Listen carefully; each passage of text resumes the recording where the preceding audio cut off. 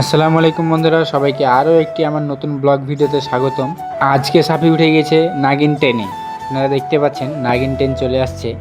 সাফির সাথে রয়েছে তার নানা, তারা নানা নাতি টেনে উঠেছে।